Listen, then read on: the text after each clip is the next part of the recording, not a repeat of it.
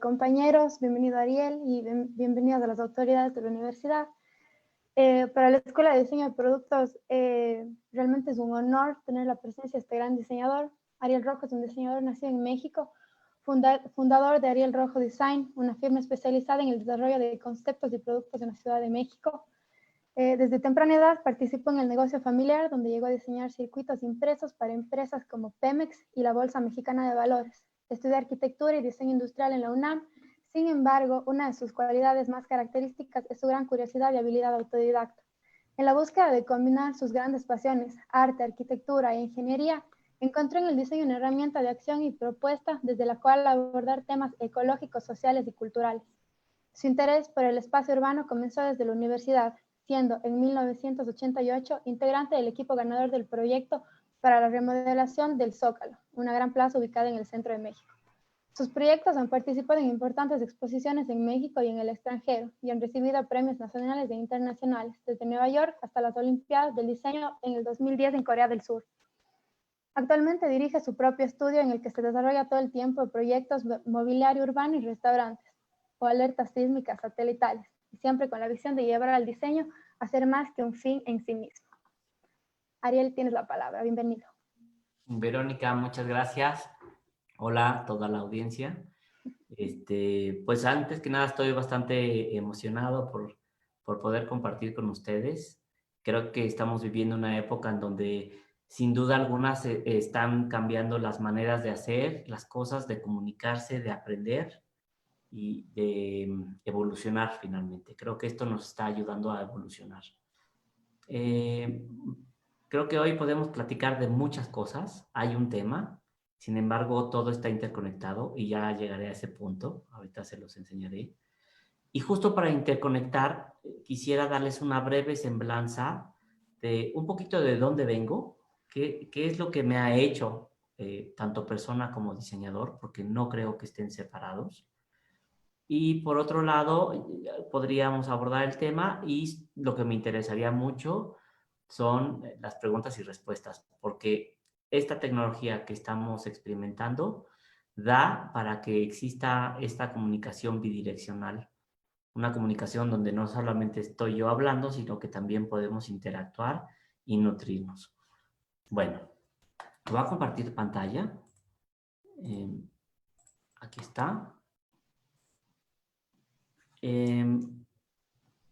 Bueno, yo me soporto en diferentes proyectos.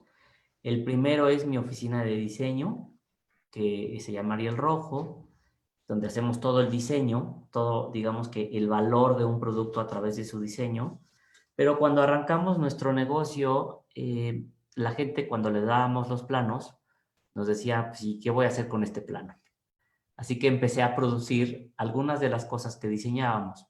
Hoy en día producimos o diseñamos cosas para empresas que tienen plantas en otros países o en otros continentes o simplemente en otras ciudades, pero también hay veces que nosotros producimos nuestros propios diseños a través de una compañía que se llama MX, que es el segundo proyecto. Con estas dos compañías, yo he crecido como una es el pie derecho y otra es el pie izquierdo. O bien, si queremos dar otra caricatura, uno es el lado derecho creativo y otro es el lado izquierdo de los números. Es decir, una empresa, que en este caso es la oficina de diseño, genera valor y la otra genera dinero a partir de ese valor, que no es lo mismo, valor y dinero. Después, otro proyecto que hice, del cual me siento muy orgulloso, ya me salí de la organización por cuestiones de tiempo, pero fundé junto con otros amigos el Abierto Mexicano de Diseño, que es uno de los festivales más importantes en el país. Y todavía continúa, sigue siendo un proyecto bastante exitoso. Chalupa fue una experiencia que, bueno, ya no existe. Lo hice con unas amigas. Yo fui el socio inútil. Y la verdad es que las más involucradas eran estas amigas. Una de ellas vivía en Tokio, en Japón, y decidieron invitarme, ellas ya tenían la empresa, a participar en Chalupa. Chalupa era una empresa que vendía productos de diseño y artesanía en Japón. Y ahí aprendimos muchísimo sobre exportación, sobre las necesidades, cómo nos leen en otros lugares. Y otro proyecto que tengo es Eso no tiene ningún pretexto, ninguna razón.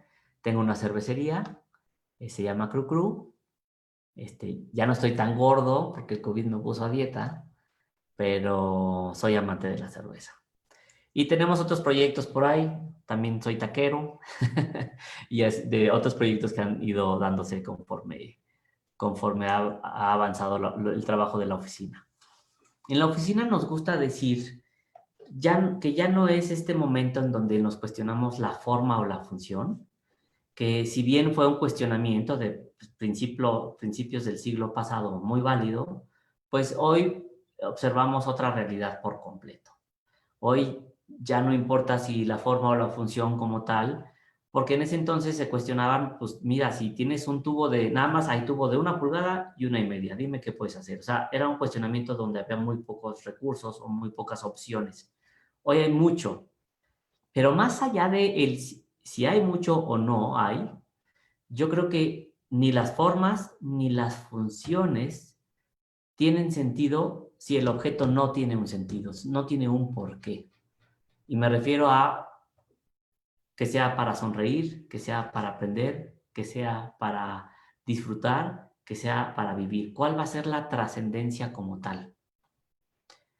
Una vez, un querido amigo arquitecto español, con una visión española, me dijo, oye, tú tienes un rack de bicicleta muy mexicano. Yo, ¿por qué es mexicano? Porque es mucha forma y poca función. Y le dije, estás totalmente equivocado porque tiene mucha forma, tiene mucha función, porque funciona igual, pero lo más importante que se te olvida, tiene significado.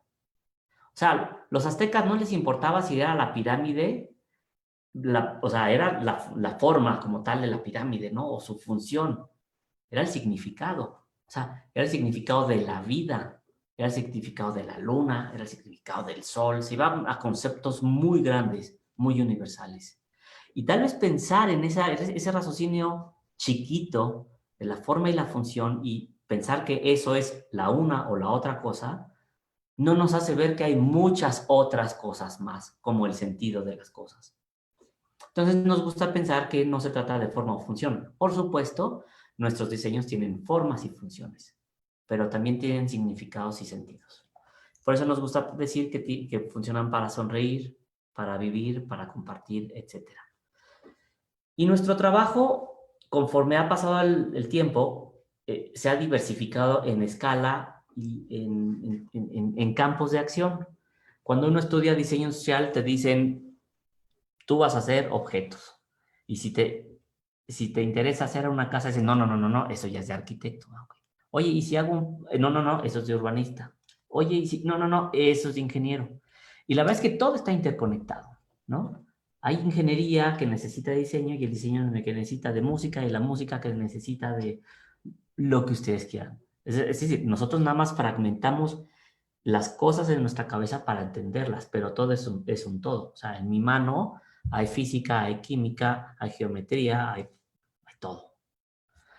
Bueno, entonces conforme ha pasado el tiempo, nosotros hemos encontrado este plano cartesiano en donde el primer eje es la escala.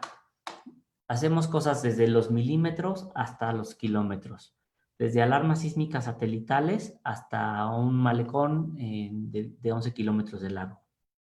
Por otro lado, hacemos proyectos que van desde lo industrial, productos de electrónica, control numérico, todo desde láser, todo desde ensambla, en fin, hasta productos totalmente artesanales. Y ahí tenemos otro eje. Y después está la parte comercial y cultural. Un tercer eje que, si bien trabajamos con empresas globales, podemos trabajar también con ONGs, con instituciones como el PNUD, como la UNESCO, como la ONU en sí, o como muchas otras instituciones con las que estamos trabajando. Por ejemplo, ahora con el COVID, con TOM México, que es la filial de TOM en Estados Unidos, que normalmente es una institución que ayuda a través de todas las tecnologías makers a chicos con capacidades diferentes o discapacitados, pero aquí por el COVID se pusieron a hacer otro tipo de cosas y entonces nos sumamos y ya les platicaré del proyecto, ¿no? Entonces, esos son nuestros ejes y dependiendo del proyecto, pues a veces nos situamos en una coordenada o en otra. quizá un poquito el rango de trabajos que hacemos, ¿no? Salas, sillones, estos ejemplos, estos proyectos de intervenciones o de adopción artesanal, por decirlo así. Cuando digo adopción es que nos involucramos con una comunidad, vamos y diseñamos con ellos. En fin, diferentes proyectos, pero más allá de decir que es algo que tiene una forma de una silla y que sirve para sentarte, es algo que funciona para disfrutar, para contemplar, para pensar. Ese es un poquito ese juego de palabras que me gusta darle como tercer valor más allá de la forma y la función de las cosas.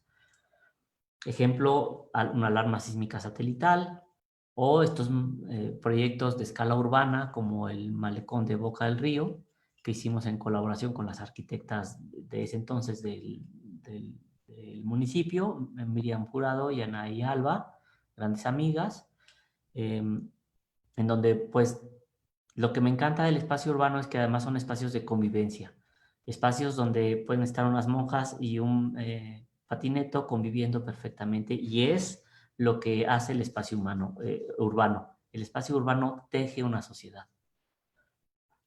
Le da identidad, obviamente. Esto sigue siendo Veracruz, es el lado de Puerto Veracruz, es una extensión del mismo proyecto que hicimos, pero en la parte antigua del malecón. Entonces, ahí la escala, pues ustedes díganme, son escalas es un proyecto de 11 kilómetros, pero nos enfocamos hasta en el último detalle como el piso. Aquí no se ven prendidas, pero hay unas lámparas de concreto translúcido que se prenden en la noche. Las piezas fundidas que hablan de las 4 veces heroicas de Veracruz, el mobiliario urbano, en fin, o sea, todo está interconectado, todo tiene una escala. Y la escala cero, que yo quiero entender y por la cual creo que también el humano se entiende de forma natural, es la escala del ser humano. Es decir, más chico que el ser humano, menos, más grande que el ser humano, más. En escala, más no en importancia. Este ejemplo de Veracruz era una zona, un malecón abandonado, oscuro, peligroso, donde había arrancones, asaltos y venta de droga. El mar ya estaba, ya había cierto mobiliario urbano, ya había banquetas, ya había muchas de las cosas, como ustedes dicen, que son, ya había sillas, ya había eso, que se puede codificar en una forma. Pero ahí es donde el valor del diseño resalta. Pero cuando hay una silla muy bonita, cuando hay un piso muy bonito, se disfruta el mar, se disfrutan otras cosas e empiezas a interconectar cerebralmente, mentalmente en el gran todo. Hicimos lo mismo, ya estaba una banqueta, hicimos mueble, hicimos el piso, todo lo mismo que ya estaba. Y fue un cambio 180 grados en el lugar. Se convirtió en una zona segura, se llenó de gente, la gente empezó a hacer ejercicio, por lo que además con un proyecto de una banqueta empezaste a atacar problemas hasta de salud, problemas de seguridad, problemas de cohesión social, etcétera. Todo con ese gran valor que es el diseño. Y así como podemos darle una identidad a 11 kilómetros de calle en Veracruz, damos identidad a restaurantes. Esto es una cadena de restaurantes que diseñamos que se llama Peltre. Peltre es el acero porcelanizado, este acero como de puntitos, muy común en México y en muchos otros países, que nos remite la comida casera, la comida de la abuela.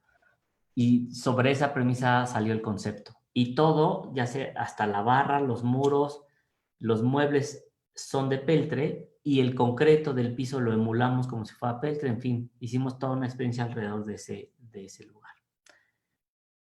Mobiliario urbano y bueno, algo muy importante de decir es que no somos el mago de Oz. En la oficina han colaborado muchas personas muy talentosas del lado interno de la oficina, pero también del lado externo, es decir, con los clientes. Tenemos una gran sinergia, trabajamos con gobierno, trabajamos con empresas, trabajamos con ONGs y también ellos son parte y colaboradores de los proyectos. Si uno se pone en el canal de decir, no, es que yo soy el diseñador y eso es lo que se va a hacer porque lo que estoy imaginando, estás totalmente equivocado.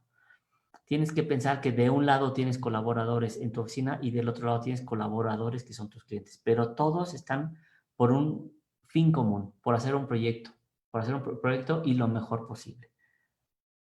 Bueno, esas son algunas imágenes del abierto. Me voy rápido porque no tiene mucho caso hablar de todo esto, lo de chalupa, ¿no? Cru Cru, que es la cerveza.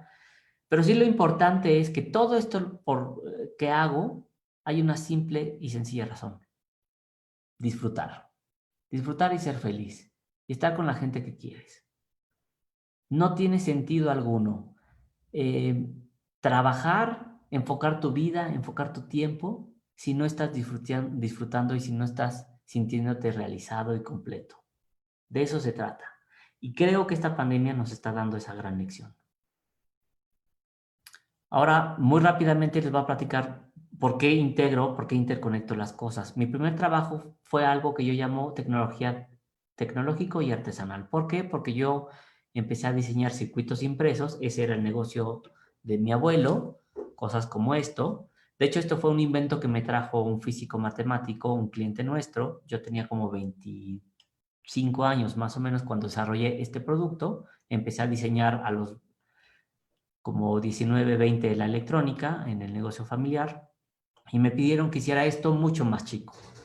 Entonces, lo que yo hacía, este fue mi primer acercamiento a lo que entendí como diseño, es decir, cuando yo diseñaba circuitos, en ese entonces nunca pensé que iba a diseñar calles, ni que iba a diseñar muebles, ni que iba a diseñar alarmas sísmicas, nada. Cuando diseñaba circuitos, bueno, algo muy importante, empecé a cargar cosas porque yo soy el flaquito que está ahí, el otro es un querido tío, en paz descanse, y como no sabía hacer nada, pues empecé a hacer de todo, a limpiar, a mover, a arreglar cosas, y eventualmente pues aprendí a diseñar. Y cuando empecé a diseñar, empecé a hacer esta palabra que es muy importante, a interconectar. Hoy en día las grandes teorías de biología y de ciencia hablan de la interconexión, de cómo todo está interconectado. Bueno, en la electrónica es exactamente lo mismo. En la electrónica, aquí no hay si medio me quedó desconectado o no conectado un chip con una resistencia. Simplemente no funcionaría el objeto. Entonces eso me dio mucho rigor para interconectar de una forma muy estricta, porque si no, no jalaría el proyecto, el producto o el circuito, e interconectar las cosas. Pero esto lo pueden ejemplificar en el caso de objeto de diseño industrial en una bicicleta. Si el marco, la llanta, el manubrio están sueltos, no hacen una bicicleta. Es un marco, un manubrio y un pedal. Cuando están integrados y bien ensamblados, entonces es una bicicleta. Y con todo y todo, si todo eso no tiene cadena, tampoco funciona. O sea, tienen que estar todos los elementos o los elementos mínimos en su lugar bien puestos para que entonces sí sea una bicicleta. En el caso de la arquitectura ocurre exactamente lo mismo. Pues una casa sin un baño, pues sería muy difícil decirle que es una casa. Tal vez sea un cuarto, pero no es una casa. En fin, ¿no? Bueno, entonces lo que empecé a hacer fue interconectar y después ese proyecto, esa caja de herramientas enorme, grotesca que vieron, pues acabó siendo esto y acabó siendo un producto así. Estamos hablando de 1990 y tantos, o sea que esto sí ya fue hace mucho tiempo. De hecho, me da un poco de risa porque esto fue un poco antes de que salieran todo el tema de aluminio de las Mac. Lo que pasa es que yo tenía mucha facilidad con el aluminio y no voy a decir que me copiaron, obviamente, pero qué bonito, ¿no? Estábamos como en esa misma línea hacia allá, de unos años después.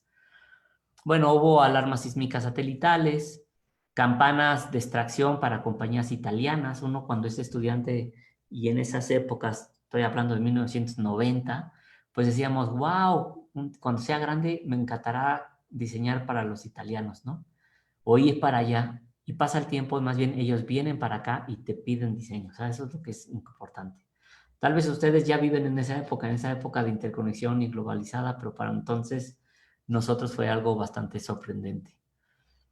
Y este es el cambio de escala que les digo. Si bien arranqué con circuitos, pues estando en arquitectura, también estudié unos años de arquitectura en la UNAM, entramos a un concurso, era el año 1998, fue el concurso para la remodelación del Zócalo, La hicimos cuando éramos estudiantes, un grupo de amigos y yo, bajo la tutela de un querido amigo y maestro que se llama Ernesto Betancourt, que es el de la foto de la cervecería, junto con Eduardo Cadaval, que es un gran arquitecto también.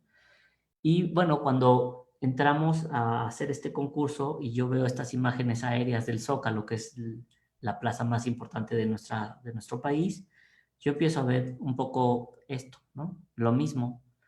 Los cochecitos como señales, los seres humanos como señales, los museos son memorias, los tinacos son capacitores, en fin, ¿no? Nada más hay un cambio de escala, pero todo tiene una función y todo se tiene que interconectar de una cierta manera. Me gusta enseñar esto sobre todo en las pláticas con estudiantes porque además de acordarme que era flaco y joven, este, les digo que sí se puede. Uno luego se autolimita mucho porque piensa que cuando uno sea grande o cuando salga o cuando... Y no es cierto. Las acciones son del presente y tienen que trabajar en el presente. Y se va cosechando, se va cosechando.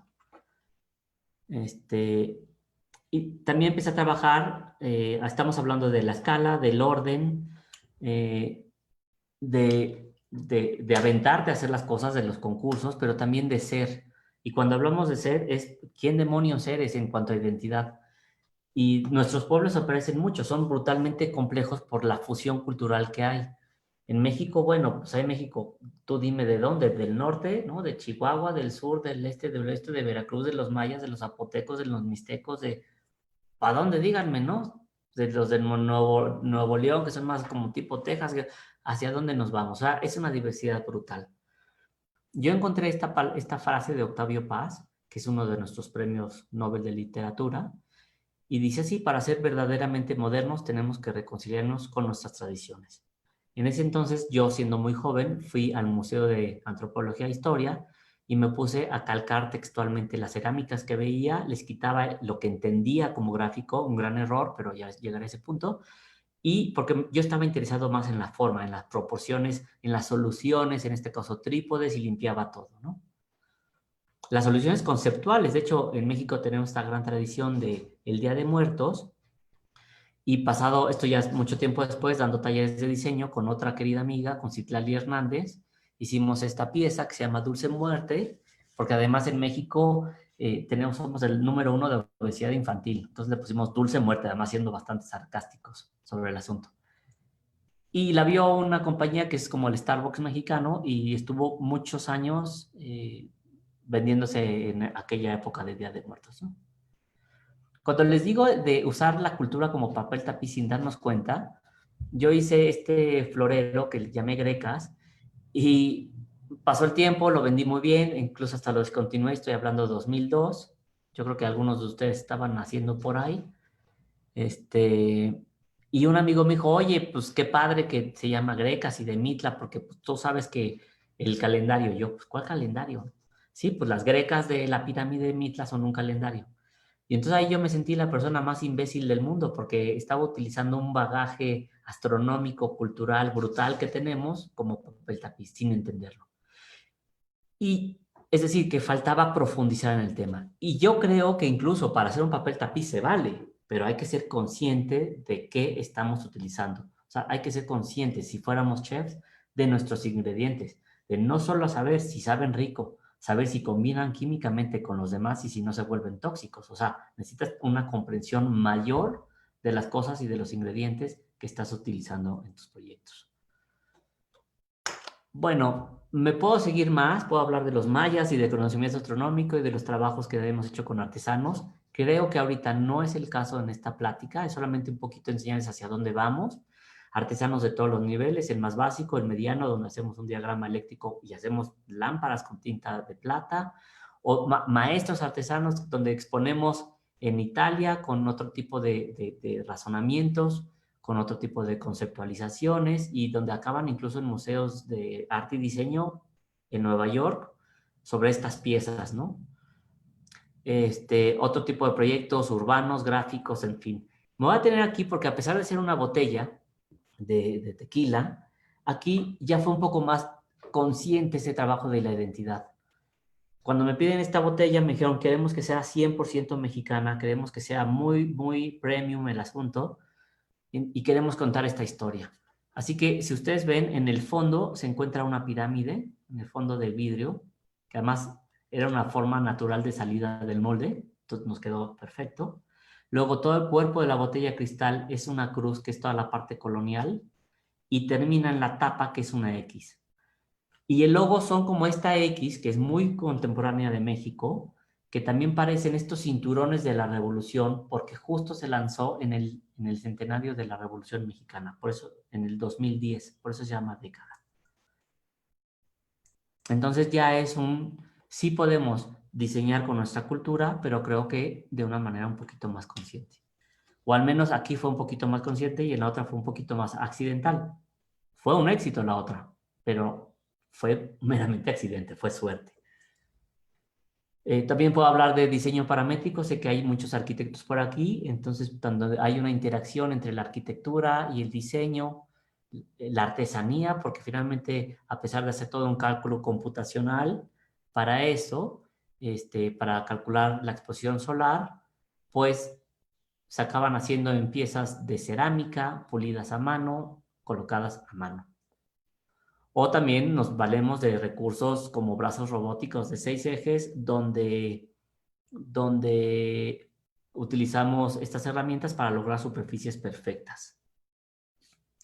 Entonces, bueno, más allá de todas estas cosas, estos recursos, que si las escamas, que si no sé qué, hay algo muy importante que ofrece el diseño, que ofrece valor agregado y genera trabajo. Otra vez, hablando de la situación que estamos viviendo con los desempleos, al menos en México van por los 12 millones de desempleos, tenemos que volvernos a reinventar y tenemos que volver a diseñar algo para generar trabajo. Y valor. Esto es un gran ejemplo de lo que el diseño puede dar. Esto es una máquina de prensa para generar tabiques, el tabique más económico y más feo que puedes encontrar aquí en México. Y con la misma máquina, con la misma mezcla, con todo, excepto con el molde, es decir, con el diseño, haces esto.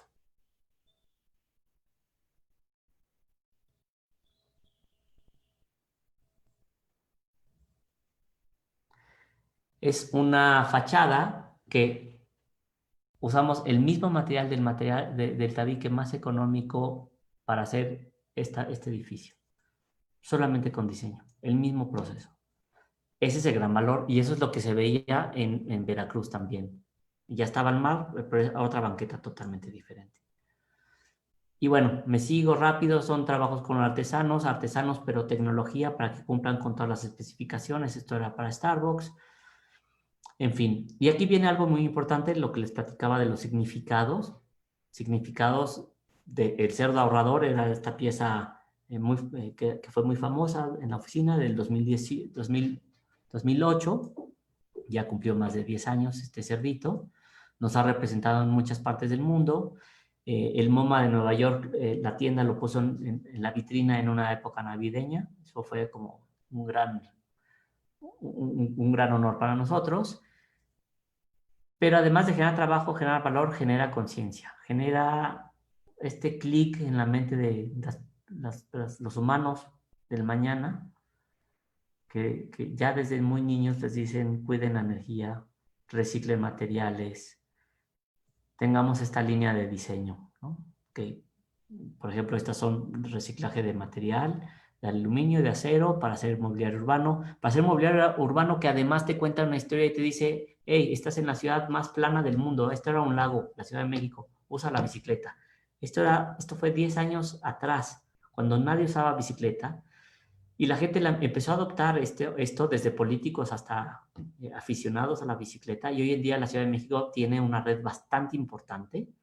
Todavía falta de bicicletas, ¿no? En fin, muchos más proyectos que tenemos que comunican ideas, pero si se fijan puede ir desde una alarma sísmica satelital, un tapete, proyectos sociológicos donde integramos a radiotécnicos, a bordadoras, a torneros, a carpinteros, a diseñadores, para unirlos y hacer algo más. Esto de hecho se llamó Radio Vecina porque justo hicimos este paralelismo entre unir componentes para hacer algo más, como unir personas para hacer algo más. Es decir, unimos a estos radiotécnicos, al tornero, a la bordadora, Y haciendo esta semejanza con el radio, decíamos que había 3 estados de la sociedad. Ruido, cuando estamos desconectados.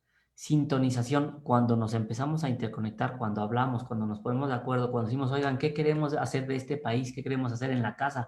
Hasta con mi familia, ¿qué queremos cenar? Me explico, pero tenemos que interactuar para llegar a un estado armónico, como la música. Y ese es el fin máximo de una sociedad, estar en armonía colectivamente. Por eso fue un pequeño ejemplo de 4 o 5 personas que nos involucramos de un estado de ruido que ni nos conocíamos para llegar a un estado armónico y generar no nada más belleza, generar música, generar amistad, generar otras cosas a través del diseño. Y hay talleres de diseño que hemos dado a diferentes organizaciones o compañías. Una de ellas es Kickerland, que tiene presencia en 56 países, donde dimos un taller de una semana de puro concepto, donde lanzamos una convocatoria, donde fue brutalmente profesional el acercamiento y sí, firmaron los alumnos un acuerdo porque yo estaba trayendo el trabajo, yo iba a refinar todos los proyectos, yo me iba a encargar de eso, pero necesitábamos ideas. Y ojo, la idea no es el diseño, ya veremos, ya llegaremos a eso. Pero sí es la brújula fundamental para llegar al mapa, es el mapa para llegar al tesoro. Es llegar a la síntesis. Por ejemplo, fue la idea de Andrés Lima de hacer un destapador en forma de luchador para que abra la botella con una llave. Y es llegar a ese nivel de síntesis verbal para poder transmitir la idea. Porque esto que les acabo de decir textualmente, cuando tú le dices al de marketing de la compañía, no necesitas un render, no necesitas ni la maqueta, no necesitan ver absolutamente nada. Les puedo decir, vamos a hacer un luchador, un destapador en forma de luchador para que abra la botella con una llave. ¿Les interesa? Sí, perfecto. Y tal vez ya hayan hasta imaginado algo mucho mejor que esto, que esta primera maqueta. También el diseño son palabras. Y muchas veces los diseñadores no utilizamos esa capacidad del significado de las palabras y nos quedamos en croquis. Y a veces son pésimos croquis.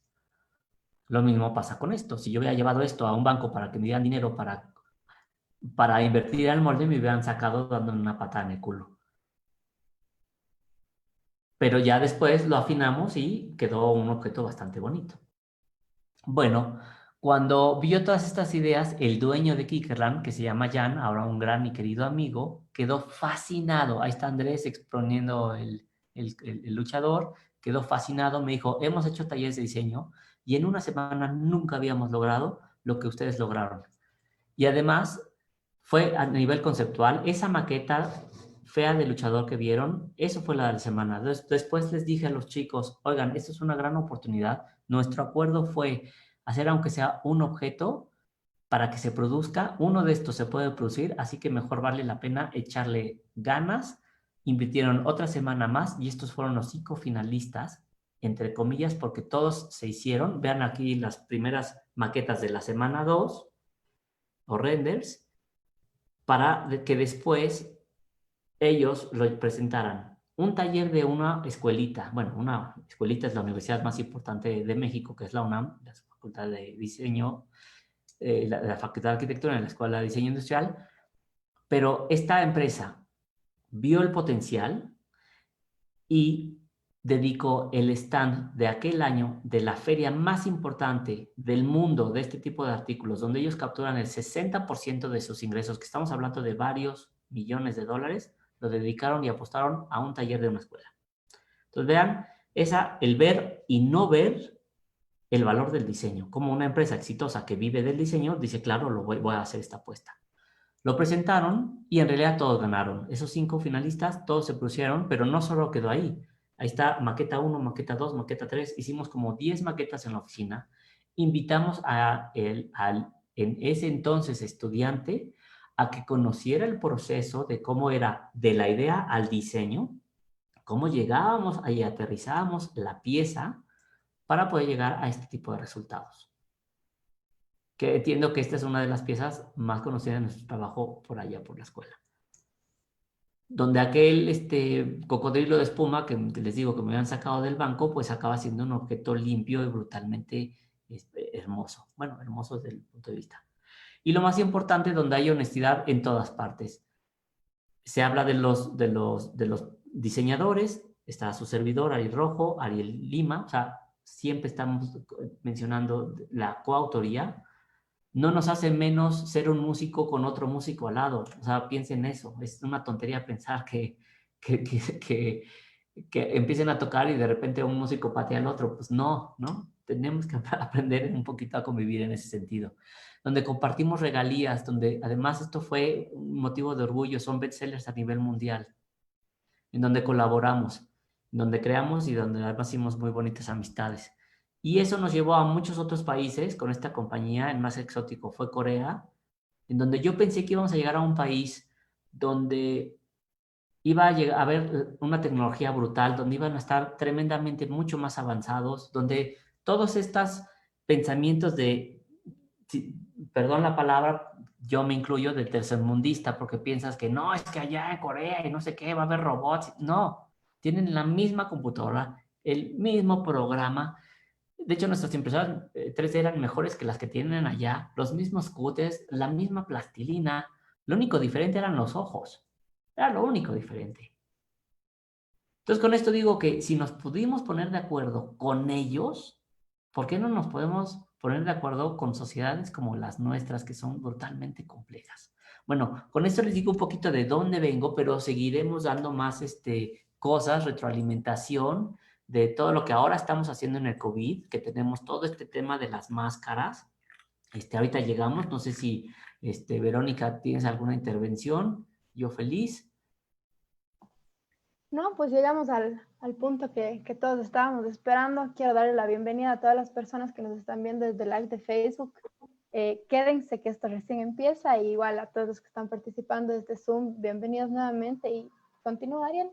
Bueno, pues Les recuerdo que el chat está activo. Si alguien quiere hacer una intervención, si alguien quiere hablar, puede pedirme a través del chat, yo le habilito el micrófono y que se abra el diálogo. Continúa, Ariel. gracias, Verónica. Pues esto fue una historia muy linda. Estábamos comenzando el COVID. Me busca un amigo que se llama Juan Carlos Baumgartner. Él, sabiendo que yo tengo impresoras 3D, me dice, oye, hay una organización que tiene un splitter y necesita gente que imprima. Y yo, bueno, ¿y qué demonios es un splitter? Me dijo, pues mira, es un aparato que para un respirador, un ventilador de un hospital puede dividir el flujo de aire para dos pacientes. Y yo, bueno, ¿qué es un respirador? O sea, no tenía pero ni idea de lo que me estaba hablando. Entonces ya me empecé a investigar, empecé a profundizar en el tema y resulta que estos splitters se habían utilizado ya desde la Guerra del Golfo. No es lo ideal, es como hacer una traqueotomía con una pluma Bic. No es lo ideal, pero salva una vida, puede salvarte la vida. Lo ideal es tener un respirador y no compartir el aire, pero cuando estás en un país como en México, que había 2000 y tantos respiradores para una población de ciento y tantos millones, pues tú dime si split o tri-split o cuatro-split, porque no nos iba a alcanzar, ¿me explico? Entonces, bueno, el caso es que me manda la pieza, la veo con ojos de diseñador y me atreví a rediseñarla. La mando, la prueban y me dijeron, oye, funciona súper bien, nos encantó. Y de esta pieza hicieron 3000 piezas impresas, ya van en las 3000 y tantas, casi 4000. Después una compañía muy grande en México, Mave, hizo un molde de inyección donde ya están haciendo esa misma cantidad inyectada por día. Entonces, digamos que los splitters, eh, llegaron como a su máximo, pero después que fuera un poquito este proyecto, ¿no? Pero después las personas bueno, eso fue con Juan Carlos, que me presentó a Claudia Derenbaum, que es la directora de TON México, y Claudia me dijo, oye, Ariel, pues, ¿qué más puedes diseñar? Y yo, ustedes díganme lo que yo pueda ayudar desde mi trinchera. Pues necesitamos máscaras. Entonces empezamos a diseñar una serie de máscaras y filtros y válvulas PIP en fin, una cantidad de otros objetos que fueron además evolucionando, en donde nosotros también fuimos aprendiendo. Esta es la última máscara, se llama Doc, y ya es una pieza incluso termoformada. Una pieza donde ya trae mucho aprendizaje de hacer la pieza mucho más rápida en termoformado, donde traes una ergonomía mucho mejor, donde tienes hacer esta pieza te mueres de la risa en precio porque es un termoformado con una goma aislante de ventana y entonces En fin, ahora, estas máscaras son máscaras para respiración asistida no invasiva. Ustedes saben que el gran problema es cuando te tienen que entubar es porque no pueden permitir que, por decirlo así vulgarmente, el pulmón se desinfle. Tienes que mantener una presión constante en el pulmón inflado. Es como tener un inflable de estos afuera de las farmacias o afuera de los negocios que están inflados aún. Es decir, están a una mayor presión atmosférica que la atmósfera, ¿no? Una mayor presión. ¿Por qué? Porque si no, cuando exhalas y si se va todo el aire, el pulmón se contrae, se pega y le pasa lo mismo, no sé si han visto, a un globo, cuando se desinfla en el calor y queda pegado, eso le pasa al pulmón. Y es justo en ese momento cuando el paciente se muere. Entonces tienen que mantener los pulmones inflados, como un globo. ¿Sí? Tienen que tener el aire y mientras sale el aire alguien tiene que estarle apretándole el cuello al globo para que no salga el aire, ¿verdad? Eso es la válvula PIP. Y para que ocurra eso, de una forma no invasiva, es decir, para que no entre, no te entube, para no entre un tubo por tu tráquea, por la garganta, te hacen una máscara que mantiene esa presión atmosférica y te mantiene inflado el pulmón, por decirlo así. Entonces, esta última máscara tuvo ya un gran aprendizaje, ya fue no nada más para la comunidad maker, porque ese fue el aprendizaje, el acercamiento, primero con los splitters, luego con las máscaras que arrancaron siempre con una cara plana, porque ustedes conocen la tecnología de la impresión 3D, que tenía que pues, empezar a imprimir y a irse preferentemente sin soportes algunos.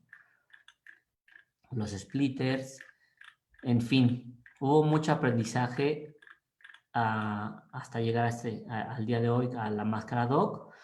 Todo está en línea, aquí está la página, la pueden bajar incluso y hacerlo allá. Por aquí están los archivos para hacer el molde de termoformado, están las instrucciones, está el PDF, adóptenlo, mejórenlo, ayuden a salvar vidas. Hoy me mandaron justo las personas de la organización cómo ya están recibiendo las primeras máscaras en los hospitales, el personal médico también las puede utilizar y bueno, por confidencialidad y por no abusar de la información de la gente, pero me han escrito conmovidos, emocionados y pensar que ya ha salvado vidas es otra vez, olvídense de la forma y la función. Denle sentido a su vida y sentido a las acciones de su vida y de sus diseños. Entonces, bueno, pues ahora estamos muy contentos haciendo todas estas cosas. Seguimos aquí encerrados en México, seguimos en etapa de COVID. Más o menos comenzamos una etapa de la nueva normalidad, pero la verdad es que todos sabemos que esto se va a ir hasta septiembre, octubre, noviembre, diciembre del 2040 posiblemente. No, no es cierto, pero sí, este año seguro seguiremos con toda esta etapa, ¿no? Entonces, pues, es eso. Yo creo que ya hablé mucho. Por favor, si tienen alguna duda, yo más que encantado. Hagamos de esto algo bidireccional y adelante. Muy bien, los micrófonos están disponibles para que los abran si alguien quiere intervenir. Ariel, yo tengo una pregunta después de haber visto la parte de las mascarillas. ¿Cómo ves ese proceso de investigación, el salir de esa zona de confort y irte a investigar sobre otro tema más, o centrar en la medicina? Creo que es un proceso que todos los diseñadores o los estudiantes de diseño deberíamos considerar, que no es que el diseño es una sola, ¿no? Si es un campo enorme y es de constante investigación y involucrarse todo el tiempo en diferentes ambientes y espacios.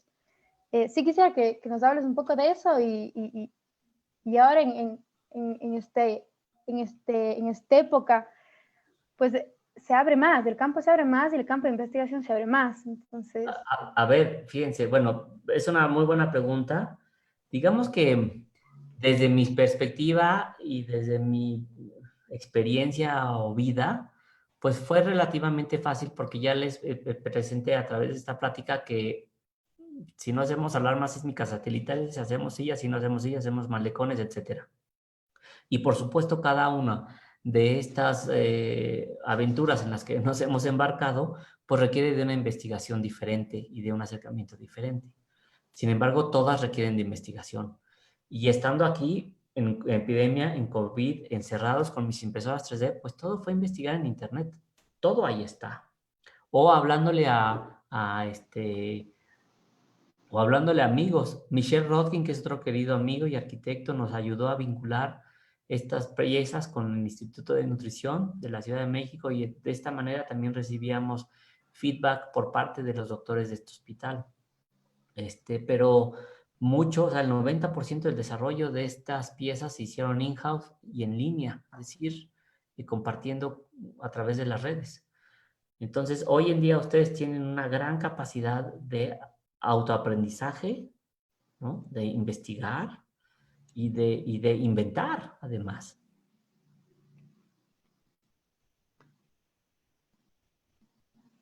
¿Alguien más? Seguimos con los micrófonos abiertos. Hola Ariel, ¿cómo estás? Hola, Gabriela, ¿qué tal? Escucharte, es un gusto saber todo esto que está pasando en el diseño de México. Y, o sea, después de ver, claro, todo este recorrido que has tenido desde los 90 casi,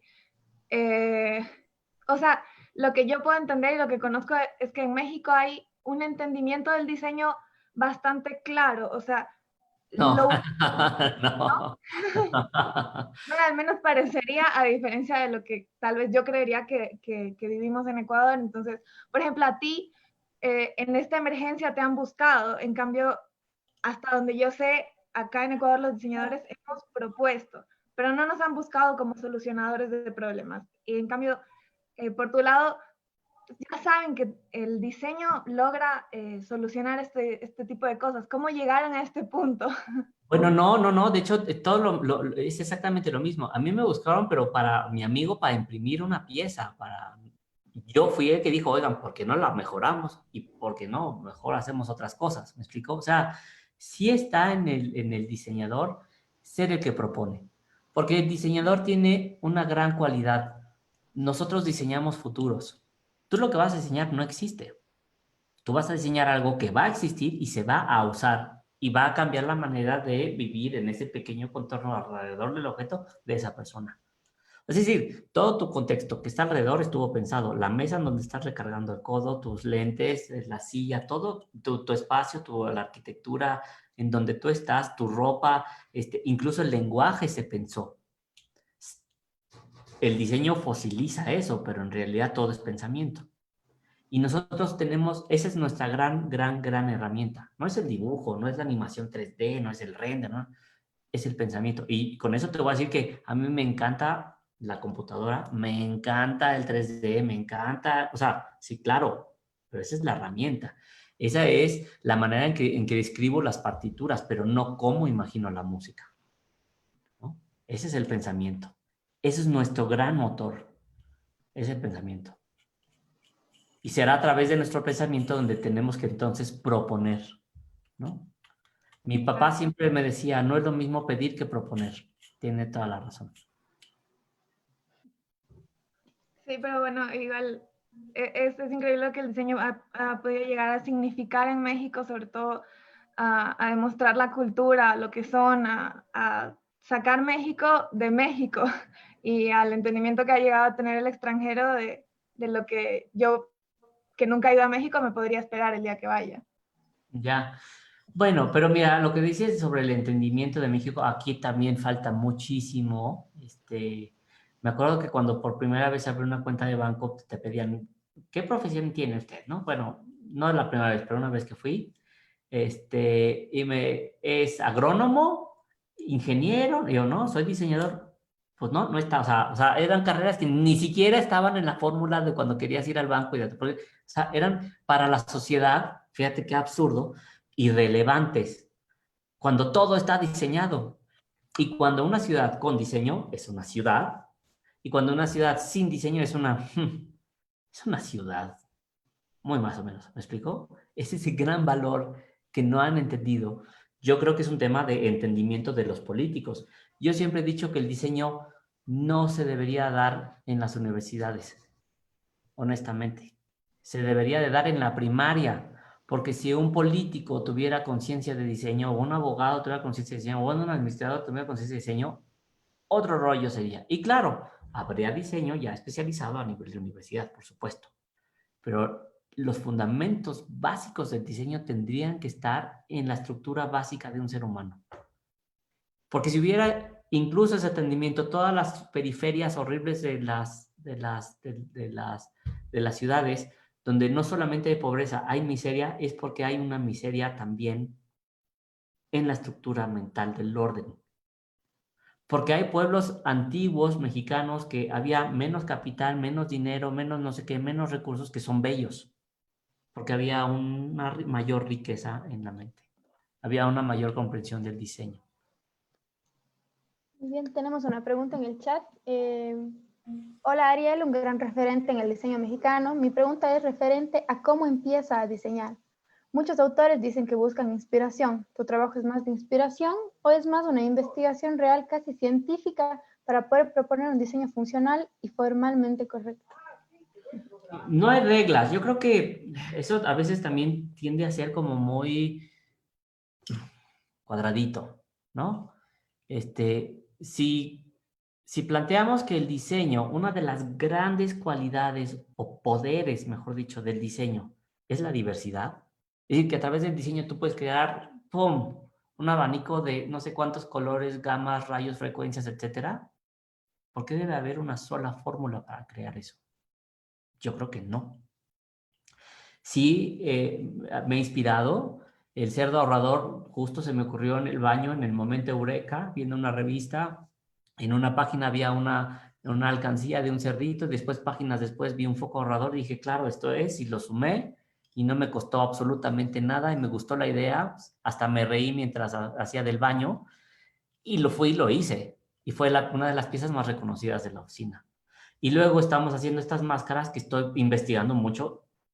O sea, aquí es totalmente cero estética. O sea, intento darle la estética necesaria, básica, a lo que entiendo, pero antes que nada, pues que intento que funcione bien, que se imprima, que sea fácil, o sea, intento buscar muchas otras cosas. Entonces, cuando diseñas, tienes que cuestionarte todo el ecosistema y la conectividad de esta pieza que estás haciendo con lo que se va a conectar, como si fuera un componente electrónico. ¿Cómo se va a interconectar? Para que realmente sea un componente que funcione. Creo que ese es más bien todos los cuestionamientos que hacemos constantemente en nuestros procesos. Ariel, yo tengo otra pregunta. Perdón. Tú mencionaste mucho a los artesanos y el trabajo, la cercanía artesanal que tienen. Quisiera saber tal vez cómo comprende el artesano al diseñador o cómo han llegado a tener este contacto con los artesanos, porque al menos, por ejemplo, como estudiantes de diseño, cuando hemos querido hacer, no sé, ciertos proyectos, el artesano a veces llega a ser muy reacio a las propuestas del diseñador por obviamente muchas malas experiencias de plagio, robo, aprovechamiento, etc. Entonces, ¿cómo es ese contacto para aprovechar las técnicas artesanales y trabajarlas con el diseño? Yo creo que, salvo los proyectos que tenemos que son más como de museos y eso, que pues vamos a hacer una y es para divertirnos y a ver qué hacemos, yo creo que el artesano lo que está buscando es tener un oficio del cual vivir. Y lo que tú tienes que hacer entonces como diseñador, tu función es hacer un diseño por el cual él pueda vivir y pueda vender. Entonces, cuando ellos vean que el diseño que tú estás haciendo es un diseño exitoso, que le estás dando eso, entonces pues, se van a convencer. Creo que yo he pasado por experiencias muy parecidas a las que tú cuentas, sin duda alguna. Yo creo que somos no nada más países hermanos, sino que son condiciones muy parecidas de ese acercamiento del diseñador con los artesanos. Pero uno de los ejemplos que mencioné, no profundicé, en la selva, con estas piezas de madera, era una comunidad que se dedicaba a hacer, ya sabes, la típica iguana de madera. ¿Quién demonios compra una iguana de madera? Honestamente, ¿no? Y entonces tengo que ser brutalmente crudo y real con ellos. Señores, no van a vender, nadie les va a comprar, perdón, su pinche iguana de madera. Nadie se las va a comprar, ¿no? Pero ¿saben qué? Vamos a hacer unas piezas que no nada más van a estar diseñadas. Les voy a conectar a los clientes en Miami, en San Francisco y en San Diego. Vamos a hacer una red para que puedan comprar. Y al día de hoy, eso fue un proyecto que hice por amor al arte, como las mascarillas. Y al día de hoy le siguen haciendo pedidos, siguen vendiendo sus piezas, etc. Y en el taller no nada más les enseñé a hacer ese diseño, también aprendimos geometría, porque además la geometría es un tema que además germina y empiezan, ¿no? Entonces, tercamente siguen haciendo sus iguanitas de repente, pero siguen vendiendo estas piezas que hay que dar, son semillas. Entonces, yo creo que es también cuando ellos ven que el diseño funciona, porque también el diseño puede no funcionar. Y también puede ser que entonces el diseñador no esté haciendo el trabajo adecuado. Muy bien. Tenemos una pregunta desde el live de Facebook. Muchísimas gracias nuevamente a los que están conectados desde live. La pregunta es de Gabo Beltrán y es, en tema de materiales, ¿qué tan apropiado es el plástico, la goma para que no se adhiera el virus, micropartículas y luego de su uso, qué hacer con el material? En tema de medio ambiente, lo pregunto por el tema que esto pasará y muchas terminarán botadas. Sí, es muy buena pregunta. Pues mira, la pregunta del millón en este momento del planeta es ¿qué demonios va a pasar? No sabemos. Ahorita estamos respondiendo, de hecho, de una manera muy rápida.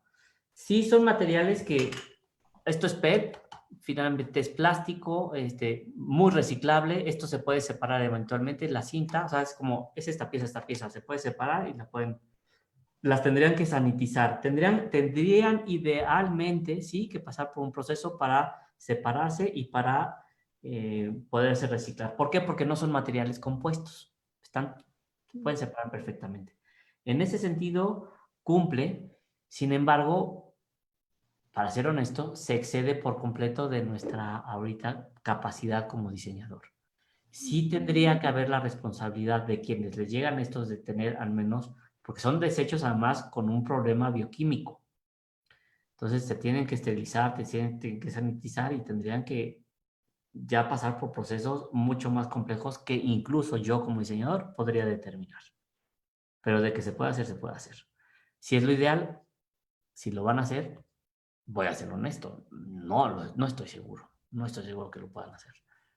Que lo vayan a hacer, perdón. Muy bien. Rafael. Pero ahorita lo importante es que quiero que salvar una vida. O sea, ahorita lo importante, yo sé, si voy a una fiesta de los años 90, porque yo sé que ustedes ya son una generación muy responsable, que no usa vasos de plástico ni nada de eso, o quiero suponer, pero si voy a una fiesta de esas de vasos de los 90, acá están 2 chupes, ¿eh? Pero esto está salvando una vida. Esa es la gran diferencia. El otro me puso borracho y ya, un medio, porque con 2 la verdad no. Muchísimas gracias, Ariel. Tenemos a Rafael que levantó la mano, tiene la palabra.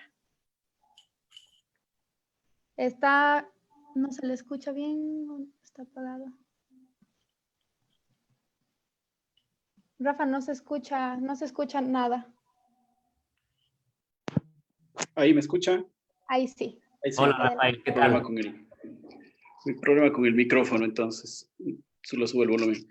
Bueno, primero felicitarles a los chicos de la ASO, de la charla, de ponerse en contacto con Ariel. Sé que el director de escuela también ha estado. Yo me presento, no es mi costumbre, pero soy Rafael Estrella, soy el subdecano de la facultad.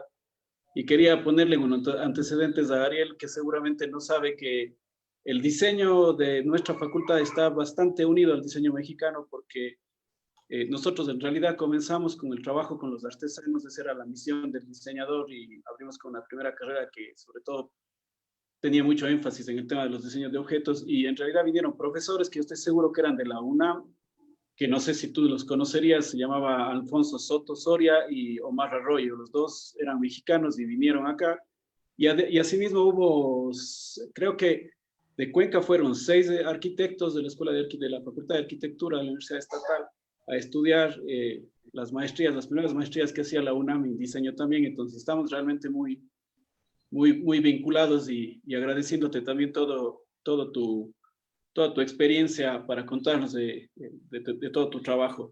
Yo quería hacer una consulta muy específica porque veo aquí algunos de mis estudiantes. Yo primera vez que doy clase en objetos, en realidad yo trabajo más en diseño gráfico, pese a que también mi visión del diseño es más amplia. ¿Cómo haces, cómo hace la oficina Rojo y cómo hace Ariel Rojo para promocionar, digamos así, su trabajo, para promocionar su nombre, para vender su portafolio, ante las dudas que tenía Gaby, sobre todo de que no nos buscan a los diseñadores para resolver problemas, pero cómo hacen su trabajo de mostrarse como empresa de diseño, como ustedes como diseñadores? Gracias. Muchas gracias a ti, Rafael. Pues la primer promoción que utilizamos nosotros es hacer bien nuestro trabajo. Esa es la mayor promoción. Yo soy una generación que creo que tuve suerte. Soy una generación donde los diseñadores más grandes que yo, que son 10 años más grandes, que justo los identifican más o menos conmigo, no sé por qué, si me veo tan joven, pues eran 2 o 3 oficinas de diseño cuando yo estudiaba. Cuando yo salí, no había las oficinas de diseño que hay ahorita que me interesaban trabajar en esas oficinas. Así que yo tuve que poner la mía y era territorio virgen, es decir, pues, ahí hay un diseñador, ¿no? Ahora hay no sé cuántos miles de estudiantes de diseño industrial en México. Entonces, si tú tiras ahorita una rosa a tu escritorio, lo vas a ver, ¿no? Pero si tiras 100 y quieres ver uno de esos arroces, identificarlo, pues a ver cuál es cuál, ¿no? Entonces yo creo que en ese sentido debo de confesar que tuve mucha suerte, pero ahora lo que veo en esta generación es que están tan amontonados como estos arroces que de la caricatura que menciono, que están obsesionados tremendamente por enseñar algo sin necesariamente que esté resuelto, que esté bien hecho, que cumpla, etc. Y piensan, porque no tienen la experiencia, que con que los vean es suficiente. Y no es cierto. Porque al diseñador, quien te contrata, va a invertir en ti. Va a gastar millones posiblemente de pesos, cientos de miles de dólares o posiblemente millones de dólares. Entonces, no es como, ay, te vi en Instagram, estás padrísimo. No, no funciona así.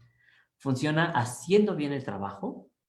Y entonces cuando haces bien el trabajo, alguien lo ve, oye, y le pregunta a la persona que le hiciste ese trabajo, ¿quién lo hizo? Pues oye, ¿y no salió corriendo con tu dinero? No, ¿y te entregó? Sí, oye, pásame el contacto, ¿no?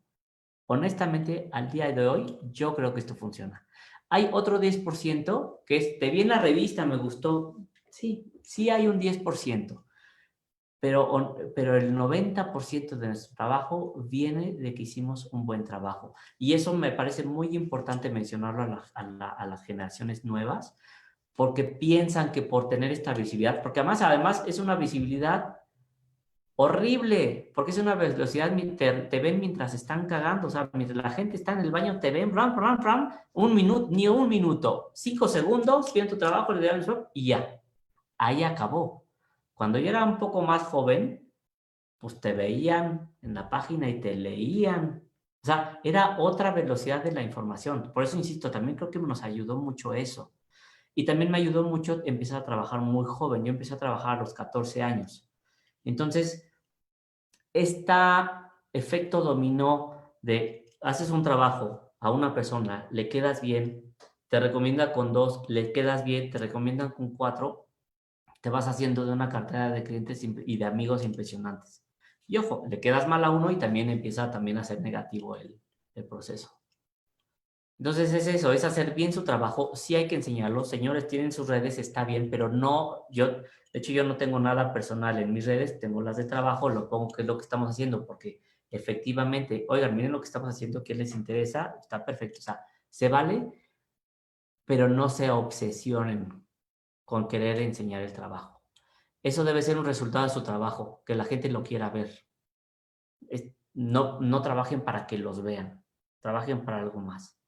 Por eso esta forma, función, pero sobre todo el significado. ¿Para qué estamos trabajando? Y si tienen significado, van a voltear a verte, te lo apuesto. Muchísimas gracias. Yo tengo una pregunta. ¿Cuál es el pronóstico para el estudio Ariel Rojo en este tiempo? ¿A dónde va o en dónde está? Pues el pronóstico es que no truene. La verdad es que han sido meses muy difíciles en cuanto al trabajo cotidiano de la oficina. Estos dos pilares que les digo, la oficina de diseño y la de producción, pues ha estado parado. De hecho, aguantamos bastante tiempo sin trabajar, siguiendo pagando, pero de hecho justo en estos días hemos tenido que recortar gente. Pero las cosas pasan. Mira, yo nací en 1976, uno de los peores crisis de la historia de México. Pasó por la de 80, por la de 90, por la no sé qué.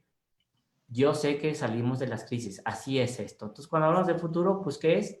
Lo mismo que cuando eres niño, te caes y tu papá te dice, pues, levántate, no hay de otra. O sea, no tenemos que exagerar en ese sentido, es aprendernos a parar. Y como ya estoy bastante raspado, pues ya me sé parar solito.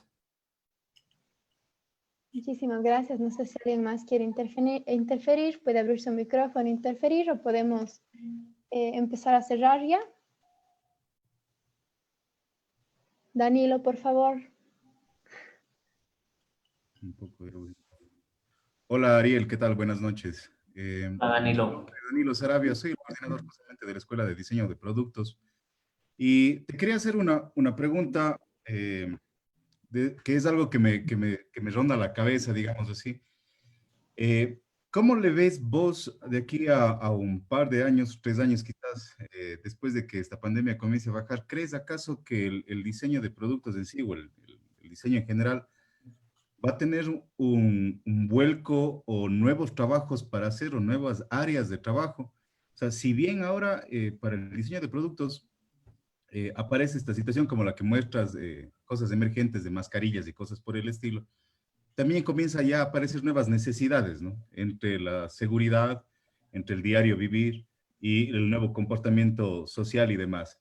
¿Crees tú que ahora también esa idea de diseño va a tener como que una nueva explosión de necesidades y de nuevos espacios para la creación de productos diseñados? Sin duda alguna, Danilo. Buena pregunta. Definitivamente el diseño responde a las necesidades de nuestra sociedad. Y solamente hay que identificarlas, nada más que ahora las necesidades de nuestra sociedad siempre han ido cambiando, pero a un ritmo, ¿no? Con un cierto beat, plap, plap, plap, pero ahora de repente se convierte en plap, plap, plap, plap, plap, plap, plap, plap, plap. O sea, las necesidades nos están atacando, nos están bombardeando todo. Nosotros lo que estamos haciendo en la oficina justo es sacando una colección, más allá de las máscaras que hicimos para donar y todo esto, estamos sacando una colección de productos para esta nueva manera de vivir y entender esta cotidianidad post-COVID que estamos haciendo, ¿no? Desde cosas para abrir las puertas, para las mamparas, para filtrar el aire, para ¿cómo se llama? Para convivir en el espacio público. Estamos trabajando en soluciones que ya, bueno, ya les anunciaremos, ya saldremos.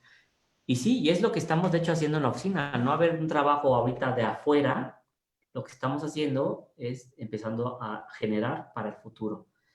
Y la caricatura que menciono aquí en la oficina es, siempre hay ciclos y procesos, y veníamos de un ciclo de estar cosechando, ¿no? Porque ya teníamos unos árboles increíbles de mangos y plom, plom, plom, plom, plom, plom, plom. Bueno, ahorita nos toca a volver a la tierra y poner semillitas, y ya llegaremos otra vez a un momento de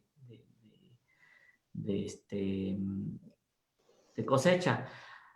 Tengo una analogía muy interesante con las semillas, porque cuando hicimos el abierto diseño yo observé algo que me llamó mucho la atención durante los años en los que yo participé, que veía en estas exposiciones, seguramente pasa allá lo mismo como en Milán, que ves diseño y diseño y nuevos diseños y más diseños y otra silla y los diseñadores quieren estar o piensan que una manera de validarse es estar sacando cosas nuevas, ¿no? Entonces para esto yo siempre he dicho, pues sí, México es un semillero de diseño. A ese punto, cada abierto que veía eran de verdad productos con un gran potencial, o sea, había una semilla. O sea, ¿Sabes cuál era el problema? El problema era que tirábamos las semillas al cemento. O sea, no entendíamos que era una semilla. Hacía la semilla, la dejaba ahí y muchas gracias. Y ahí te das cuenta que eso es lo menos importante ya del proceso, olvídate de diseño. del proceso de un producto y su comercialización y la generación de riqueza y de valor y de una cierta inserción social. No va a ser ni siquiera que sea trascendente, pero que se integre a la sociedad ese diseño, ¿no? Para eso, falta mucho más trabajo, ¿no? Claro. Y creo que es eso donde pecamos la mayor parte de los diseñadores, que pensamos que por ya hice el diseño, ya hice el render, posiblemente ya hice un prototipo, ya hice diseño. No. Pero ni semillita uno, ni semillita uno. O sea, hay mucho trabajo por delante que hacer después de eso. Listo, muchas gracias. Nada más, muchas gracias por tu respuesta. A ti, Danilo. Gracias. Tenemos una última pregunta desde el live de Facebook. Con esta pregunta cerramos y es de Jorge Ávila. ¿Qué consejo se puede aportar en este caso? La pandemia genera competencias. ¿Cómo no saturar el medio para no perjudicarse como profesionales? Mira, es una pregunta interesante. Yo creo que el medio está saturado. O sea, lo primero que tenemos que entender, porque si no lo entendemos tenemos un gran problema. El medio está saturado. O sea, hay muchos diseñadores que ya no pueden estar pensando que van a tener el tipo de empleos tradicional en una fábrica, en un lugar, etc. Es decir, sí está saturado, pero entonces tienes que buscar otra área donde no exista esa acción de diseño e inventarla y ser creativo a través de. Entonces, el diseño tiene ese gran poder que habíamos mencionado hace rato de la diversidad, tiene este gran poder de crear escenarios, de crear futuros, de crear realidades y de crear nuevos paradigmas. Entonces, bueno, si quieres seguir haciendo lo mismo que otros y competir haciendo lo mismo, pues sí va a estar saturado, pero si nos concentramos en de repente hacer algo que no esté alguien más haciendo, yo creo que ahí es donde hay mucha oportunidad y competir a través de la innovación y competir a través de la creatividad.